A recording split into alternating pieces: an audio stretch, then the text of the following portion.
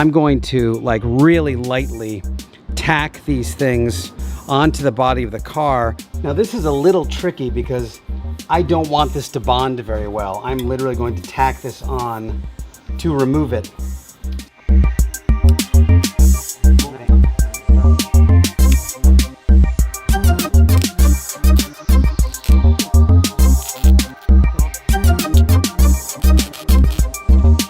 So there we go. This is how they stick out.